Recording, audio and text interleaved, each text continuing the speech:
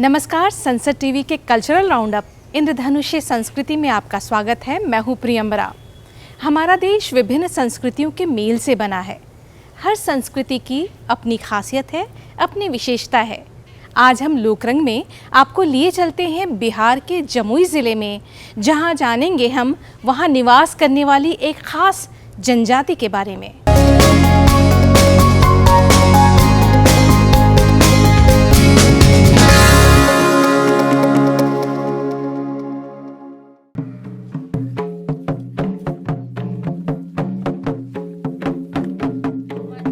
यह देश विभिन्न संस्कृतियों का संगम है। इन्हें और समृद्ध करती है विभिन्न जनजातियों की उपस्थिति। संथालों की संस्कृति काफी समृद्ध है। यह समुदाय प्रारंभ में एक घुमंतू जाति थी। बाद में धीरे धीरे यह समुदाय बिहार, ओडिशा, बंगाल और झारखंड के छोटा नागपुर पठार में बस गया।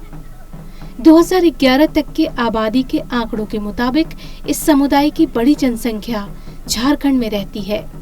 इसके बाद पश्चिम बंगाल, फिर ओडिशा, बिहार और असम आता है।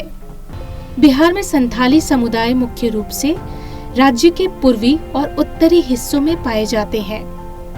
संथाली लोग संथाली भाषा बोलते हैं, जो ऑस्ट्रो एशियाई भाषा परिवार से संबंधित है। इसकी अपनी लिपि है, जिसे ओल चिकी कहा जाता है।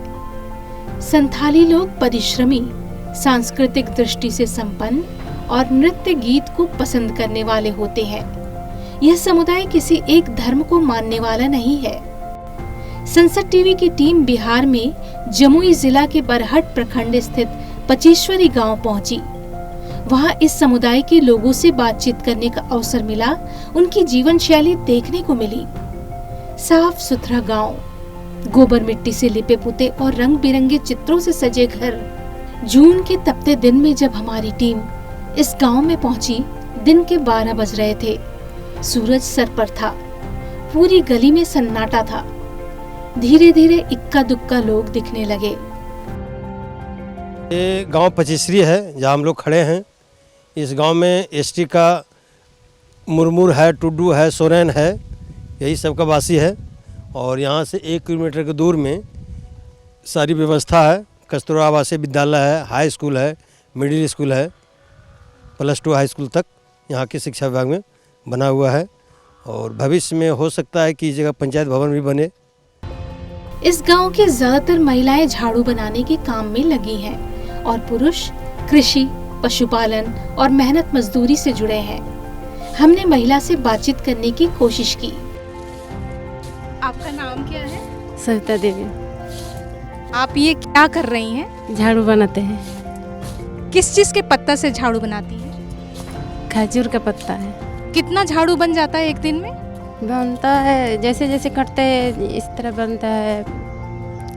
20 गो, 25 गो, 50 गो, इस तरह एक दिन में 100 गो भी पूर देते हैं। तो आपका जीवन यापन इसी झाड़ू बनाने से चलता है? जी। खजूर के पत्ते से झाड़ू बनाने की भी एक पूरी प्रक्रिया है। सबसे पहले खजूर के चौड़े पत्तों को बारीक काटा जाता है, फिर उसे सुखाया जाता है। जब वे पत्ते सूख जाते हैं तो फिर बारीक कटी पत्तियों को मुट्ठी में पकड़कर ऊपर से नीचे तक फैलाते हैं। उसके बाद ऐसे 3 पत्तों को एक में बांधकर झाड़ू का रूप दे देते हैं। बिहार में छठ पूजा जैसे शुभ अवसरों पर अक्सर इन झाड़ुओं का प्रयोग किया जाता है। मेरा ही बाप दादा से यही है, तो यही से हम गुजर कर रहे हैं। ये मजदूरी करके या तो झाड़ू उड़ी सब बना के। नहीं ज़्यादा नहीं है, 4 परिवार है, खाने पीने पर हो जाता है। कभी इस गांव में भी नक्सलियों का आतंक था, किंतु अब वे बीती बातें हो गई हैं। मवेशियों को देखकर सहज अंदाजा लगाया जा सकता है कि इस गांव के लोगों के जीवन यापन में इनका योगदान भी महत्वपूर्ण है। संथाल महिलाएं सरल तथा काफी परिश्रमी होती हैं। हमने इस गांव के एक छात्र से उसके परिवार और गांव में शिक्षा की स्थिति के बारे में बातचीत की। मेरे मम्मी टीचर है और पापा मतलब खेती बाड़ी करते हैं। लगभग तो सब हो ही रहा है। स्कूल भी है 12th तक पॉपुलेशन देखा जाए तो एक घर में लगभग 5 से 7 लोग हैं और घर है टोटल 60-65 है।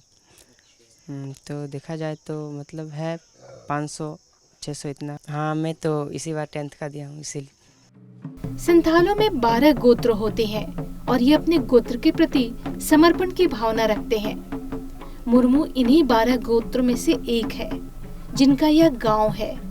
इस समुदाय में भी समान गोत्र में विवाह वर्जित है कि जैसे इन लोगों को शादी ब्याह में जब होता है तो जैसे किसी का भाई नहीं है तो लड़की यहीं बस गई, तो ये लोग में होता क्या है कि मुर्मू में शादी नहीं होता है, टूडू में शादी नहीं होता है।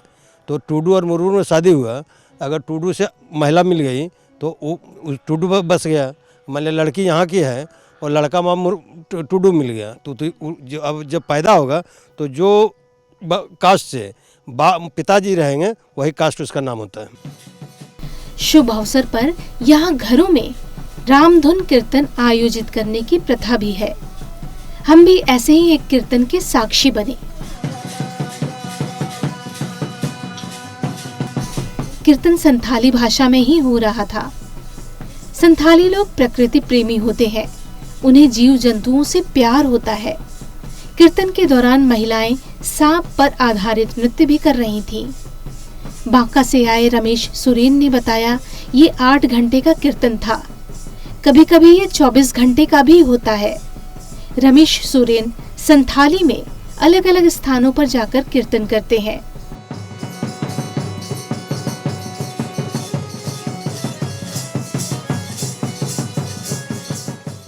धर्मगुरु शास्त्र आले दो राम सृजन से रामा ले भक्ति ले सेरिंग दा आर ले कीर्तन दा और रामा सृजन सृष्टि उनाले आले दरे जहाँ को मांग लिया उनरे ले कीर्तन दा चांदो आले कीर्तन दा और जोतो देव मुनि ले न्यूमेक कोआ जोतो देव मुनि ले न्यूमेक कोआ और भक्ति सेरिंग ले सेरिंग दा और भक्ति कथा ले कथाय दा और भक्ति कथा गे गोटा देवमुनि ठे सरांगपुरी सेरमा राजा ठे आड़ांग चला कना आ उनी आले दो आतांग लिया सिपिंग लिया से तमाम धरती रेन मानवा सिपिंग बुना और अबु दुख खोए बंचाव दहो बुनाए उनाले भक्ति कीर्तन रे कीर्तन दा। बस हम लोग भगवान का भक्त हैं, भगवान का राम सृजन का हम लोग मतलब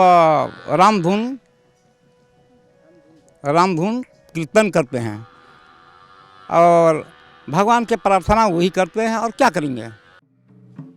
संथाल बस्तियों में माझी थान का विशेष महत्व है। किसी भी संताली बस्ती को बसाने के पहले माझी थान यानी बूढ़ा बूढ़ी थान की स्थापना की जाती है।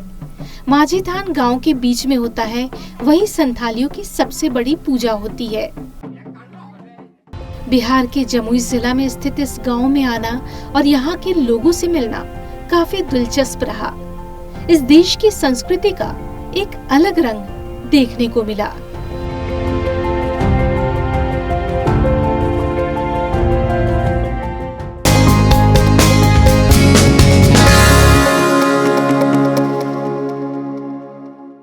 ओडिशा के पुरी में भगवान जगन्नाथ की रथ यात्रा की शुरुआत हो चुकी है। आइए आज लोक परंपरा में जानते हैं इसी रथ यात्रा के बारे में।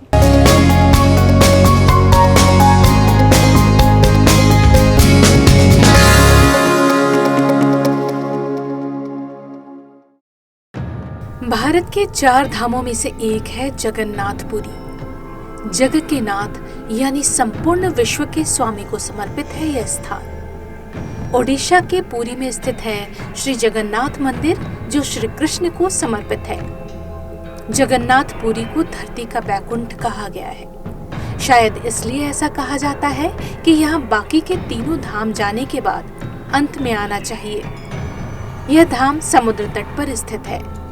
जगत के नाथ यहाँ अपने बड़े भाई बलभद्र और बहन सुभद्रा के साथ विराजते हैं। तीनों ही देव प्रतिमाएं काष्ठ की बनी हुई हैं। हर 12 वर्ष बाद इन मूर्तियों को बदले जाने का विधान है। पवित्र वृक्ष की लकड़ियों से पुनः मूर्तियों की प्रतिकृति बनाकर फिर से उन्हें एक बड़े आयोजन के साथ प्रतिष्ठित किया जाता है। रथ यात्रा के लिए बलराम, श्री कृष्ण और देवी सुभद्रा के लिए नीम की लकड़ियों से 3 अलग-अलग रथ तैयार किए जाते हैं। रथ यात्रा में सबसे आगे बलराम जी का रथ, बीच में देवी सुभद्रा और पीछे जगन्नाथ श्री कृष्ण का रथ होता है। बलराम जी के रथ को ताल ध्वज, जिसका रंग लाल और हरा होता है, देवी सुभद्रा के रथ को दर्पदलन या पद्म रथ कहा जाता है, जो काले या नीले रंग का होता है, जबकि जगन्नाथ जी के रथ को नंदी घोष या गरुड़ ध्वज कहते हैं, जो लाल और पीले रंग का होता है। जगन्नाथ जी का नंदी घोष 45.6 फीट ऊंचा, बलराम जी का ताल ध्वज 45 फीट ऊंचा और देवी सुभद्रा का दर्पदलन रथ 44.6 फीट ऊंचा होता है। लाखों की संख्या में श्रद्धालु रथ यात्रा में शामिल होते हैं।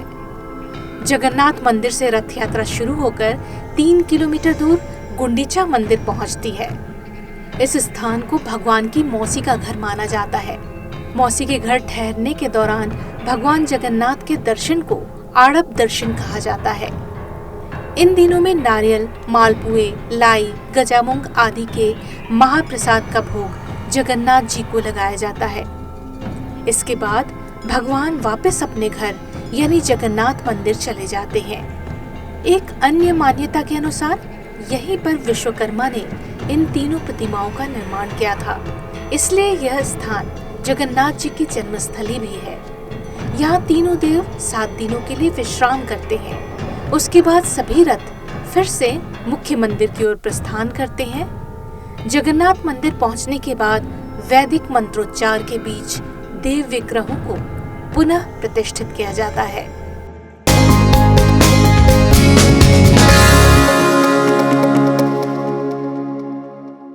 सनसेट टीवी के कल्चरल राउंडअप इंद्रधनुषी संस्कृति में आज सिर्फ इतना ही। अंत में हम आपको छोड़े जाते हैं असम के कामाख्या मंदिर में हर साल आयोजित होने वाले अंबुबाची मेले पर आधारित इस रिपोर्ट के साथ।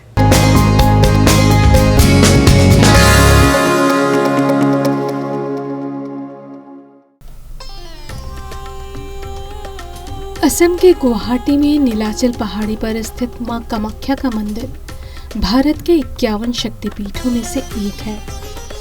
यह मंदिर तंत्र साधना के सबसे प्रतिष्ठित केंद्रों में से एक है। इस मंदिर से अनेक मिथक और रहस्य जुड़े हैं। यह शक्ति के योनि रूप की पूजा होती है, जो एक चट्टान के आकार में विराजमान है। यह उर्वरता, रचनात्मकता और ऊर्जा का प्रतीक है। मां कामाख्या तांत्रिक परंपरा में एक महत्वपूर्ण देवी है, जो शक्ति के विभिन्न रूपों का प्रतिनिधित्व करती हैं। मां कामाख्या को 16 साल की 6 सिरों वाली देवी के रूप में दर्शाया जाता है, जो लाल साड़ी धारण करती हैं। 16 साल चंद्रमा की 16 कलाओं से प्रेरित है, जिसका अर्थ है संपूर्णता, और लाल साड़ी शक्ति और ऊर्जा का प्रतीक है। मां कामाख्या को 10 महाविद्या में से एक माना जाता है। कहा जाता है कि इस मंदिर का निर्माण सबसे पहले कामदेव ने किया था। कामदेव ने विश्वकर्मा की मदद से नीलाचल पहाड़ियों की चोटी पर सती के सम्मान में मंदिर का निर्माण किया। वर्तमान मंदिर का निर्माण नर नारायण ने 16वीं शताब्दी की शुरुआत में किया था। हर साल मॉनसून की शुरुआत पर आमतौर पर जून में इस मंदिर में अंबुबाची मेला का आयोजन किया जाता है। ऐसी मान्यता है कि देवी कामाख्या इस अवधि के दौरान रजस्वला होती हैं और अपने वार्षिक चक्र से गुजरती हैं। इस दौरान मंदिर के गर्भगृह के दरवाजे 3 दिनों के लिए बंद कर दिए जाते हैं। मान्यता है कि इस दौरान देवी कायाकल्प और दिव्य ऊर्जा पुनः पूर्ति की अवधि से गुजरती हैं। इस अवधि में भक्तों द्वारा अनुष्ठानों और संयम का सख्त पालन किया जाता है। चौथे दिन मंदिर का द्वार खुलते ही वहां मौजूद लोगों में खुशी और भक्ति की लहर दौड़ पड़ती है। ऐसा माना जाता है कि देवी ने अपनी पूरी शक्ति प्राप्त कर ली है और भक्तगण उनका दिव्य आशीर्वाद चाहते हैं, उन्हें फूल, मिठाई और प्रार्थना अर्पित करते हैं। अन्य मंदिरों के विपरीत कामाख्या मंदिर में कोई मूर्ति नहीं है। यहाँ योनि के आकार के चट्टान की पूजा होती है, जो स्त्री प्रजनन शक्ति का प्रतीक है। प्रतीक रूप में वह सृजन की शक्ति का संकेत देती हैं। यह उत्सव महिला शक्ति और सृजन की शक्ति को सम्मान देने के लिए किया जाता है। दुनिया भर से लोग इस मेले और इस दौरान मंदिर के अनुष्ठानों का साक्षी बनने के लिए यहाँ आते हैं। अपने आध्यात्मिक महत्व से परे अम्बुबाची मेला असम की समृद्ध सांस्कृतिक विरासत का उत्सव है। यह मेला यहाँ के कारीगरों और कलाकारों को अपनी प्रतिभा दिखाने के लिए एक मंच प्रदान करता है। लोक नृत्य, संगीत कार्यक्रम और सांस्कृतिक प्रदर्शन इस उत्सव को जीवंत बनाते हैं। इस साल इस मेले का आयोजन 22 से 26 जून तक किया गया।